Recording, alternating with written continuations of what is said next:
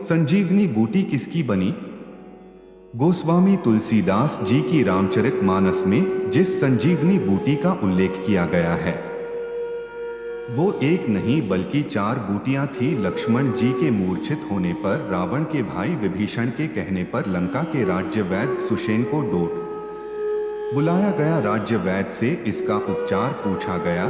फिर उन्होंने बताया कि हिमालय पर्वत के पास द्रोणागिरी पहाड़ से संजीवनी के पौधे लाने होंगे जिससे लक्ष्मण जी को एक बार फिर से जीवन दान दिया जा सकता है।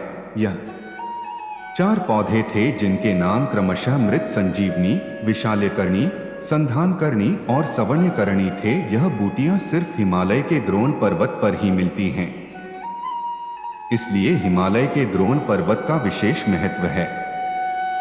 धार्मिक कथाओं के अनुसार जब भगवान श्री राम वनवास के दौरान माता शबरी से मिले तो वो श्री राम के लिए कुछ बेर लेकर आई थीं। लेकिन शबरी इन बेरों को भगवान श्री राम को नहीं खिला पा रही थी क्योंकि उन्हें ऐसा लग रहा था कि कहीं बेर खट्टे और खराब न हो। तभी माता शबरी ने प्रत्येक बेरों को एक एक करके स्वाद चखा और सिर्फ मीठे बेर ही भगवान श्री राम को खिलाना शुरू किया। माता शबरी की सरलता और प्रेम भाव को देखते हुए रघुनाथ ने तो बेर को खा लिए, लेकिन लक्ष्मण ने उन बेरों को जूठा समझकर दूर फेंक दिया।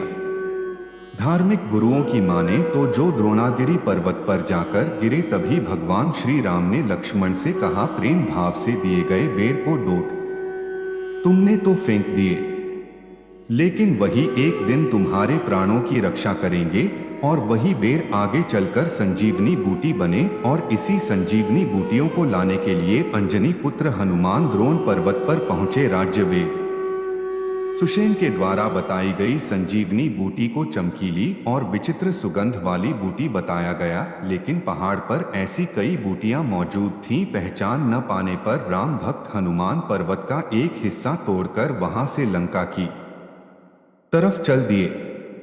इसके बाद राज्य वैद्य ने संजीवनी बूटी की पहचान करके लक्ष्मण जी का उपचार किया और वो फिर से जीवित हो गए।